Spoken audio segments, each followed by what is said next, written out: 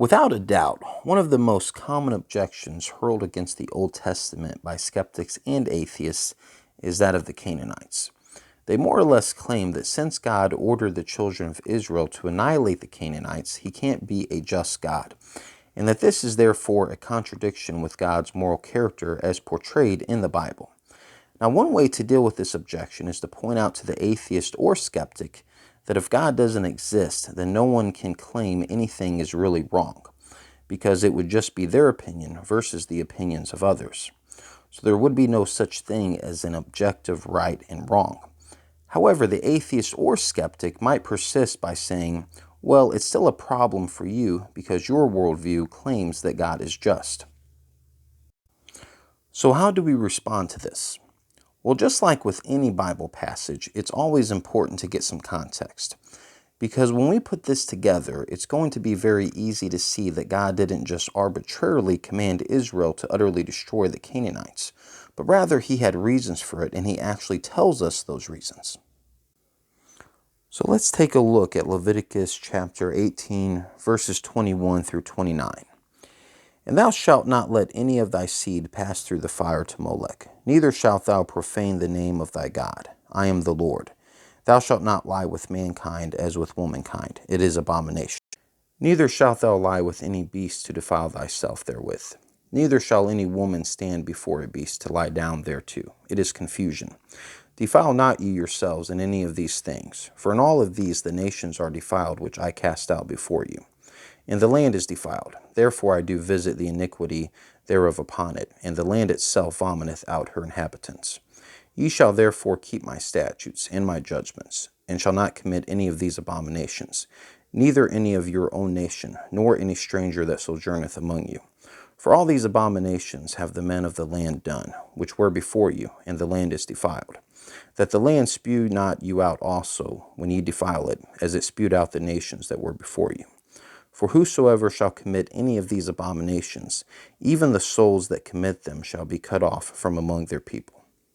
So, as we can see from the reading of the passage, God wasn't being arbitrary as it pertains to the Canaanites, as well as other nations of the land, but rather he was bringing judgment upon them for all of the horrific abominations they had committed.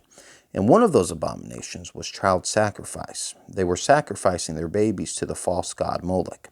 Apparently, this was a god that they would somehow heat up and place the babies on the arms of it and let it sizzle while they played drums so the parents of the babies couldn't hear the screams. Now, God in his mercy had given the Canaanites and these other nations the space of 400 years to repent. Read Genesis chapter 15, verses 13 through 16. But they didn't repent. Therefore, God judged them. And that is 100% consistent with his moral character, because God is holy, which the Bible makes very clear. So there is no contradiction. But what about the utterly destroying part? Some have implied that perhaps that was a bit extreme. Did God have to order the Israelites to destroy all of the Canaanites? Well, once again, to get some context, let's read the passage that refers to this.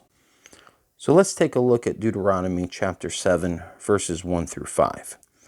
When the Lord thy God shall bring thee into the land whither thou goest to possess it, and hath cast out many nations before thee, the Hittites and the Girgashites, and the Amorites and the Canaanites and the Perizzites and the Hivites and the Jebusites, 7 nations greater and mightier than thou, and when the Lord thy God shall deliver them before thee, thou shalt smite them and utterly destroy them. Thou shalt make no covenant with them, nor show mercy unto them.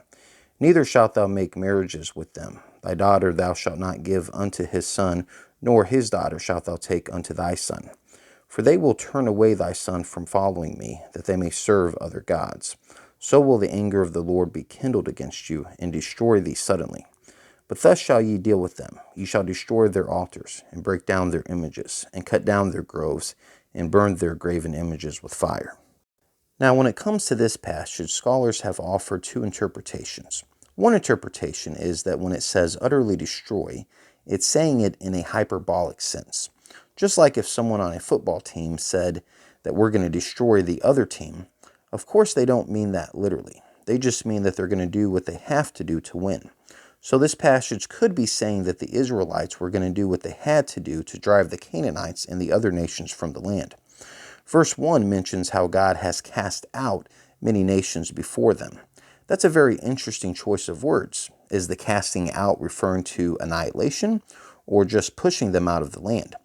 And then also in verse 3, God commands them not to make any marriages with the people of the land.